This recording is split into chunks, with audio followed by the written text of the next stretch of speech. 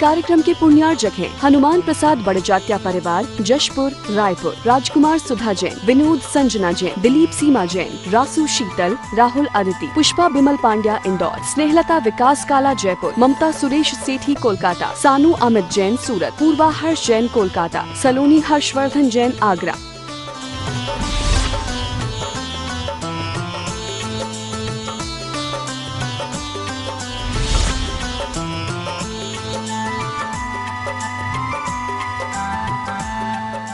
जय जिनेंद्र। आज पाठशाला के इस कार्यक्रम में एक बहुत अच्छा विषय हम आपको देने वाले हैं। आज का विषय हमारा है ध्यान। आजकल सब जगह ध्यान की बहुत चर्चा होती है, जगह जगह ध्यान के शिविर लगते हैं। कोई परीक्षा ध्यान का लगाते हैं, कोई और तरह से लगाते हैं। देश और विदेश में सब जगह ध्यान की बहुत चर्चा है। तो हम देखेंगे ध्यान कितने प्रकार के होते हैं। ध्यान अच्छे भी होते हैं और बुरे भी होते हैं। तो उन ध्यान के बारे में आज हमारी पाठशाला को ध्यानपूर्वक सुनिएगा। ध्यान किसे कहते हैं? हमारे मन का चिंतन बहुत भटकता हुआ होता है। उस भटकाव से हटाकर जब मन का चिंतन किसी एक वस्तु पर, किसी एक पदार्थ पर एकाग्र हो जाता है, स्थिर हो जाता है, उसे कहते हैं ध्यान। अर्थात मन के चिंतन का एक वस्तु पर रुक जाना, इसका नाम ध्यान है। अभी आपने कहा था ध्यान अच्छा भी होता है और बुरा भी होता है, तो ये बताइए कि ध्यान के कितने भेद होते हैं? जैन शास्त्रों के अनुसार ध्यान के 4 भेद होते हैं। आर्त ध्यान, रौद्र ध्यान, धर्म ध्यान और शुक्ल ध्यान। इनमें से आर्त ध्यान और रौद्र ध्यान ये बुरे ध्यान हैं, संसार के कारण हैं, अशुभ परिणाम वालों के होते हैं। और धर्म ध्यान और शुक्ल ध्यान ये अच्छे ध्यान हैं और ये मोक्ष के कारण हैं। आज की इस पाठशाला में हम 2 अशुभ ध्यानों की चर्चा करेंगे और पाठशाला के अगले कार्यक्रम में 2 शुभ ध्यानों की चर्चा करेंगे, क्योंकि अशुभ ध्यानों का जानना हमें बहुत जरूरी है। तो आइए आज अशुभ ध्यान 2 हैं, आर्त और रौद्र, उनके बारे में चर्चा करें। आर्त ध्यान किसे कहते हैं और वो कितने प्रकार का है? जब कोई जीव दुखी होता है तो दुखी होते समय जब उसका चित्त उस दुख दूर करने की ओर एकाग्र हो जाता है, तब उसे कहते हैं हम आर्त ध्यान, अर्थात आर्त ध्यान कहलाती है। इसके 4 भेद हैं और अच्छी तरह सुनने लायक हैं। पहला भेद है इष्ट वियोगज। हमें कोई वस्तु बड़ी प्रिय थी, उसका वियोग हो गया। घर में हमारे कोई बच्चा है, माता पिता है, उनका वियोग हो गया। हमारा कोई नौकर था, उसका मरण हो गया। हमारा कोई मैनेजर था जो हमारा सारा काम देखता था, वो नौकरी छोड़ के चला गया। हमारे धन का नुकसान हो गया। अगर ऐसे कारण होते हैं तो हमारे चित्त में दुख हो जाता है। हम सोचते हैं अब क्या होगा, ये मेरी जो अच्छी लगने वाली वस्तु है ये मुझे वापस कैसे मिले, निरंतर इस बारे में सोचते हैं। तो आचार्यों ने कहा इष्ट के वियोग में जो उत्पन्न होने वाला आर्त ध्यान है, इष्ट के वियोग में जो दुख होता है, तो उस दुख को दूर करने पर जो हम कंटिन्यूअस चिंतन करने लगते हैं, उसका नाम है इष्ट वियोगज आर्त ध्यान। हमारे होता है कि नहीं? होता है। कभी कभी हमारे घर में किसी की डेथ हो जाए, कभी किसी को तगड़ा लॉस हो जाए, कभी किसी के यहाँ से इसी तरह कोई नौकर वगैरह छूट जाए, तो हम बहुत चिंता वाले बन जाते हैं, हमारा दिमाग खराब हो जाता है। उस समय एक ही एक चिंतन आता है, तो उस समय हमारा ध्यान होगा इष्ट वियोगज आर्त ध्यान। दूसरा आर्त ध्यान होता है अनिष्ट संयोगज। अनिष्ट वस्तु का संयोग हो जाने पर इससे कैसे बचूं, इस नुकसान से, इस परेशानी से कैसे बचूंगा, निरंतर इसका चिंतन करना, इसका नाम है अनिष्ट संयोगज आर्त ध्यान। मान लो घर में कोई बच्चा पैदा हो गया और वो बचपन से पैदा होते ही विकलांग है, बीमार है और बहुत परेशानी का कारण है। अपने मन में होता है, हे भगवान, ये बच्चा तो आ गया, अब क्या होगा, इसको कैसे ठीक हो पाएगा, ये तो ठीक होना मुश्किल है। कभी कभी क्या होता है, आपने अपना मकान किसी किराएदार को दे दिया। अब वो किराएदार इतना जबरदस्त है, ना तो किराया देता है और ना मकान खाली करता है। तो आप क्या सोचते हैं, इससे कब पीछा छूटेगा, कैसे पीछा छूटे, मैं इसको कैसे निकालूं। कभी क्या होता है, किसी गलत आदमी ने आपके ऊपर एक उल्टा सीधा मुकदमा दायर कर दिया। अब आप बड़े परेशान हैं, इस मुसीबत से कैसे पीछा छूटे। ऐसे समयों में जो निरंतर उस पीड़ा से बचने के लिए जो निरंतर चिंतन बन जाता है, उसे कहते हैं अनिष्ट संयोगज आर्त ध्यान। ये भी दुख में होता है।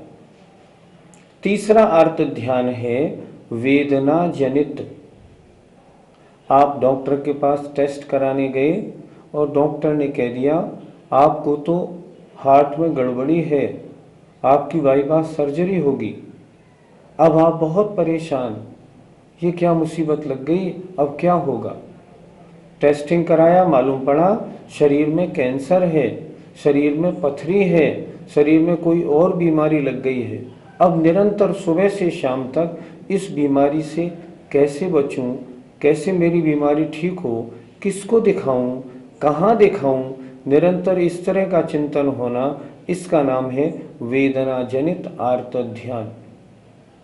और चौथा आर्त ध्यान जो जबरदस्त है, आचार्य विद्यासागर जी महाराज कहते हैं ये सारे आर्त ध्यानों का बाबा है, उसे कहते हैं निदान आर्त ध्यान। अर्थात इस भाव में मुझे ऐसा वैभव मिल जाए, मैं इतने पैसे वाला बन जाऊं, मेरी ऐसी कोठी हो, मेरी ऐसी गाड़ी हो, मैं ऐसी शादी करूं, अगले भाव में मैं ऐसे ऐसे स्थानों पर जन्म लूं। मैं ये पूजा कर रहा हूं किस लिए, ताकि मुझे इन सुखों की प्राप्ति हो। मैंने ये विधान कराया किस लिए, ताकि मुझे इन इन चीज़ों की प्राप्ति हो। ऐसी मनोकामनाओं सहित जो जीव होते हैं और ऐसे जीव जो इस भव में और अगले भव में सांसारिक सुखों की निरंतर कामना में लगे रहते हैं। हमने ऐसे ऐसे लोगों को देखा है जिनके पास करोड़ों रुपए की संपत्ति है, लेकिन फिर भी दिन रात रुपए की कमाने कमाने कमाने में लगे रहते हैं। 24 घंटे में से कोई समय पूजा के लिए, धर्म ध्यान के लिए, स्वाध्याय के लिए नहीं निकाल पाते। और वो सोचते हैं मुझे क्या बनना है मालूम नहीं, क्या सर्व दुनिया में सबसे ज़्यादा पैसे वाला बनना है, कुछ खबर नहीं। उनकी तृष्णा, उनकी भूख कितनी होती है, अनंत होती है। और निरंतर उस चिंतन में जो लगे रहते हैं उनके कहलाता है निदान नाम का आर्त ध्यान। आज हम सब लोग निरंतर इसी में लगे हुए हैं। हम कभी धर्म ध्यान की ओर नहीं सोचते। हमारा विचार हमेशा, हमने क्या धारणा बना रखी है, जितना ज़्यादा पैसा आएगा उतने हम ज़्यादा सुखी हो जाएंगे, जबकि धारणा बहुत गलत है। धारणा तो ये होनी चाहिए कि नहीं, मैं जब संतोषी बनूंगा तब सुख मिलेगा। इतनी व्यवस्था होनी चाहिए जो इस पर्याय में कोई दिक्कत विशेष ना हो, और अपना समय निकाल के थोड़ा धर्म ध्यान में भी लगाना चाहिए। तो क्या चर्चा हो रही थी अपनी, आर्त ध्यान 4 प्रकार का होता है। इष्ट वस्तु के वियोग हो जाने पर जो होता है वो इष्ट वियोगज। अनिष्ट वस्तु के संयोग हो जाने पर इससे कैसे पीछा छूटे, ऐसा विचार होता है अनिष्ट वियोगज, अनिष्ट संयोगज। तीसरा होता है शरीर में कोई रोग हो जाने पर वेदना जनित। और इस भव में और अगले भव में सांसारिक विभूति की प्राप्ति के लिए जो निरंतर चिंतन रहता है उसे हम कहते हैं निदान नाम का आर्त ध्यान। इस प्रकार आर्त ध्यान 4 प्रकार का हुआ। दुख में होने वाले आर्त ध्यान के बारे में तो आपने बताया, लेकिन कुछ लोग ऐसे भी दिखाई देते हैं जो कभी दुखी नहीं होते, हमेशा खुश रहते हैं, तो इनके ध्यान को हम क्या कहेंगे? इनके ध्यान को हम कहेंगे रौद्र ध्यान। रौद्र ध्यान, हाँ, ये भी ध्यान बहुत बुरा है।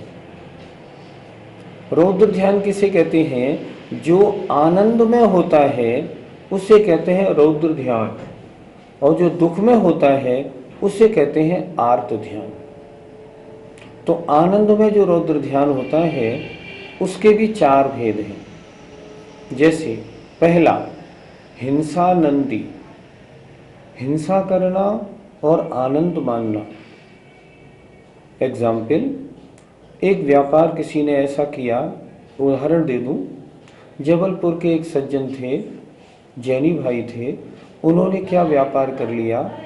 उन्होंने किया कि जो मछली थी उन मछलियों को पीस के और उनसे मुर्गी के लिए दाना बनाते थे। मुर्गी दाना बनाने का व्यापार था। लोगों ने उनसे कहा, जैन कुल में पैदा होने के बाद इतना गंदा व्यापार आप करते हैं, ये आपको उचित नहीं। उन्होंने क्या उत्तर दिया? मेरा व्यापार बहुत अच्छा है, मेरे ऑर्डर पड़े रहते हैं, पेमेंट पहले मिल जाता है, मुझे तगादा नहीं करना पड़ता, मुनाफा भी अच्छा मिलता है, मैं इस व्यापार को नहीं छोड़ूंगा। बहुत समझाया गया लेकिन उन्होंने उस व्यापार को नहीं छोड़ा। यह है हिंसानंदी। शराब की दुकान खोल ली है लेकिन अपने व्यापार में बड़े प्रसन्न रहते हैं। चमड़े के जूते और रेशमी साड़ी पहनी है और उसको देख के बड़े खुश हो रहे हैं। हिंसा का कार्य करें और आनंद माने। अशुद्ध भोजन किया और आनंद माना। नॉन वेज खा रहे हैं और अपने को बहुत सोसाइटी में ऊंचा मान रहे हैं, उनके हिंसानंदी रौद्र ध्यान होता है। दूसरा होता है मृषानंदी। मृषानंदी अर्थात झूठ बोलना और आनंद मानना। हमने कोई माल डुप्लीकेट बनाया और उसको चुपके ओरिजिनल कह के बेच दिया और उसमें आनंद मानना। कोई वकील है, उनका पेशा है कि मेरे पास कोई खराब से खराब केस आ जाए, मैं उस केस को ऐसा कर दूंगा कि वो जीत जाएगा। एक वकील साहब से हमारी बात हुई, वो वकील साहब कह रहे थे, मैं तो गलत केस ही लेता हूँ और ऐसी सेटिंग करता हूँ कि जीत कर ही बाहर आता हूँ। इसे कहते हैं मृषानंदी, झूठे सबूत इकट्ठे करना, झूठी गवाहियां देना। एक होता है चौर्यानंदी। कुछ लोग ऐसे होते हैं जो स्वयं टैक्स की चोरी करते हैं, ड्यूटी बचाने की बात करते हैं और औरों को भी सिखाते हैं, तुम ऐसा कर लेना, तुम्हारी ड्यूटी बच जाएगी, तुम्हारा टैक्स बच जाएगा। चोरी करने के रास्ते बताते हैं और खुश होते हैं, उनके होता है चौर्यानंदी। और जो सबसे खराब रौद्र ध्यान है उसका नाम है परिग्रहानंदी, अर्थात परिग्रह को संचित करना और संचित करके उसके आनंद में मस्त रहना। बहुत बढ़िया बिल्डिंग बना ली, अब उस बिल्डिंग को देख के बड़े खुश हो रहे हैं।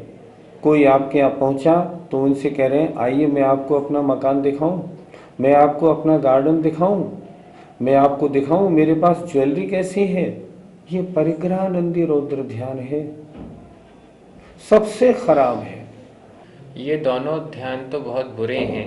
इनको करने वाले कौन सी गति को प्राप्त होते हैं? जो आर्त ध्यान वाले हैं, अर्थात जो निरंतर दुख रूप चिंतन रखते हैं, दुख कैसे दूर हो, दुख कैसे दूर हो। अगर उनकी आयु बंधती है तो तिरंच आयु बंधती है। और जो रौद्र ध्यान वाले हैं, ध्यान से सुनेंगे, जो परिग्रह को संचित किए हैं और परिग्रह में मौज और आनंद मान रहे हैं और बड़े प्रसन्न हो रहे हैं, वो कहाँ जाएंगे? आचार्यों ने लिखा है उनको नरक गति मिलती है। कितना भयंकर काम है। यहाँ आप अपने परिग्रह के प्रदर्शन में और सेखी में और अहंकार में लगे हुए हैं, बड़े खुश हो रहे हैं। अगले जन्म में क्या होगा? अगर आचार्यों के शास्त्रों पर आपको विश्वास रखना रखते हो तो याद रखिए, नरक पर्याय, नरक गति मिलती है। इसलिए रौद्र ध्यान बहुत भयंकर है। कष्ट आने पर, संकट आने पर, रोग आदि हो जाने पर दुखी होना तो स्वाभाविक है। फिर हम आर्त ध्यान से किस प्रकार से अपने आप को बचाएं? नहीं, ऐसी बात नहीं, स्वाभाविक नहीं है। मान लो इष्ट का वियोग हुआ, घर में माता पिता या किसी का वियोग हो गया, तो उस समय ये चिंतन बनाए ना, बजाय इसके हाय अब क्या होगा, ये चिंतन बनाए इनकी आयु इतनी थी, जाना तो सभी को है, कौन ऐसा है जो हमेशा हमेशा से यहीं रह रहा है? कोई नहीं। तीर्थंकर भगवान का भी वियोग होता है। शरीर में वेदना होने पर भी इलाज कराना है। अगर अनिष्ट का संयोग हो जाने पर उसको दूर करने का प्रयत्न करना है, लेकिन वो दूर कब होगा? जब मेरे सातावेदनी कर्म का उदय आएगा, उससे पहले कुछ नहीं होगा। मैंने पहले जो गलत कार्य किए हैं उनके अनुसार मुझे इस जन्म में दुख मिला है। अगर मैं अभी भी दुखी हुआ तो आगे फिर दुखी होऊंगा। अतः मेरा काम क्या है कि दुख के इन प्रसंगों को मैं समता परिणाम से सहन करूं और दुखी ना हूं। रौद्र ध्यान से बचने के भी उपाय बताएं। रौद्र ध्यान से बचने का उपाय है, थोड़ा जिनवाणी का अध्ययन कर लें। हम जिन कार्यों में हिंसा होती है उन कार्यों से बचें। हिंसा वाले कार्यों में आनंद मानने में हम कितना पाप बंद करते हैं, बजाय उसके हम उन कार्यों को करें जिनमें हिंसा नहीं हो। जो झूठ बोलने वाले कार्य हैं और ऐसे पेशे हैं उनको हम छोड़ दें। जो चोरी वाले कार्य हैं उनसे भी हम दूर हो जाएं। और परिग्रह में आनंद नहीं माने। परिग्रह पूर्वकृत लाभांतराय कर्म के क्षयोपशम से प्राप्त हुआ है। अगर हमारे पास संपत्ति आई है तो हमारा कार्य होता है कि हम उसमें से दान दें, असहायों की मदद करें। हम उसके द्वारा अपने को अहंकार से क्यों भर लेते हैं?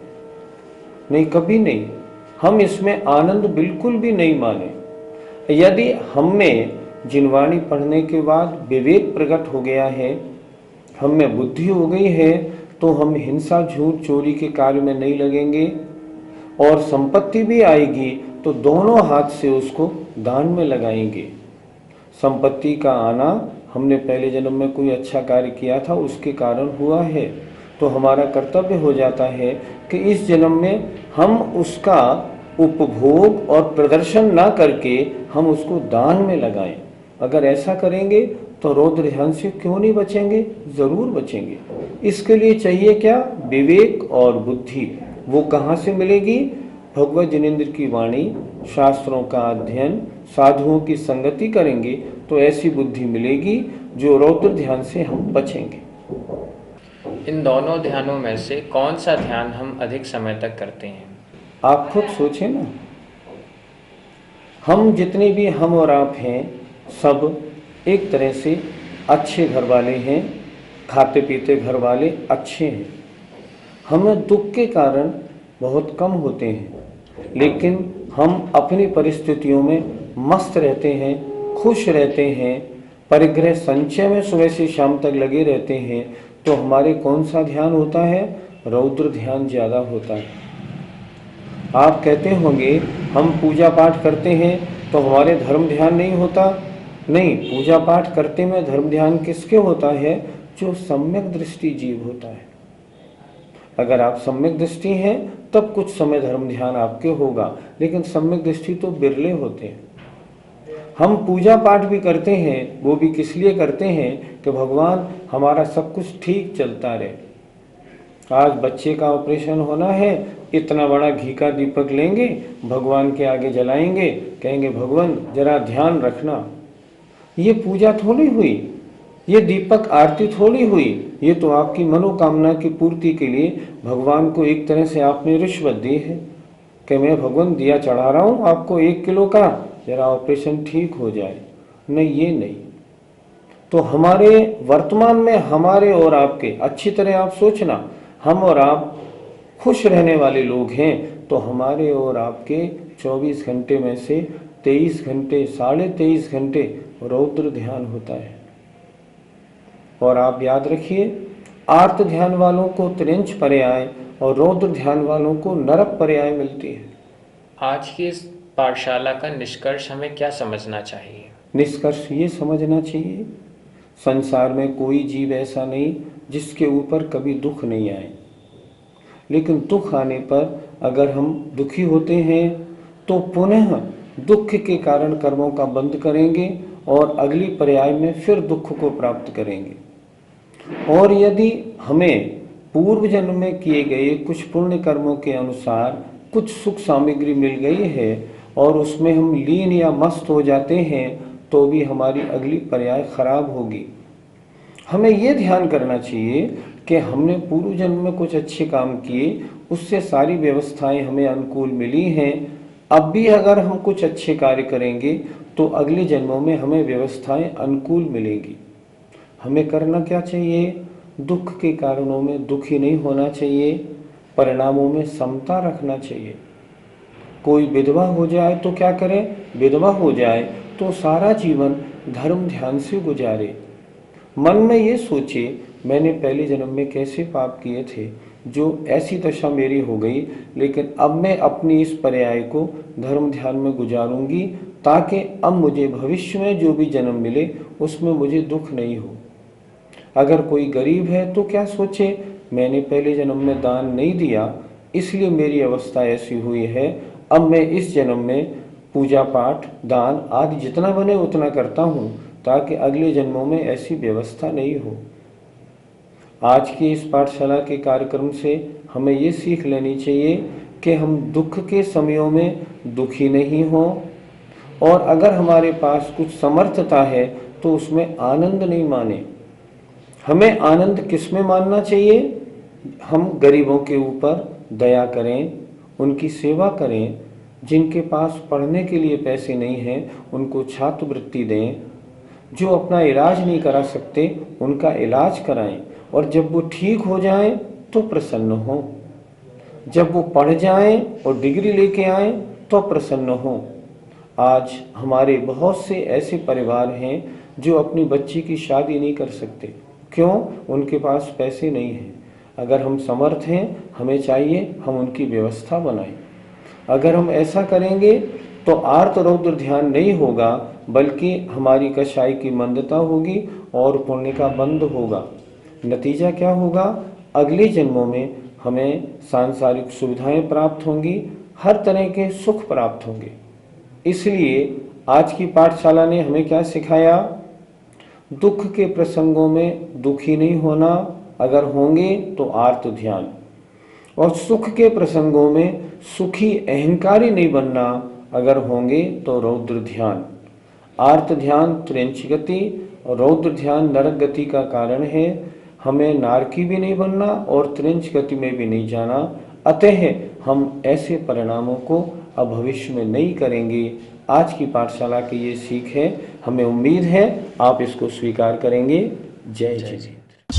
इस कार्यक्रम के पुण्यार्जक हैं हनुमान प्रसाद बड़जात्या परिवार, जशपुर, रायपुर, राजकुमार सुधा जैन, विनोद संजना जैन, दिलीप सीमा जैन, रासु शीतल, राहुल अदिति, पुष्पा बिमल पांड्या इंदौर, स्नेहलता विकास काला जयपुर, ममता सुरेश सेठी कोलकाता, सानू अमित जैन सूरत, पूर्वा हर्ष जैन कोलकाता, सलोनी हर्षवर्धन जैन आगरा।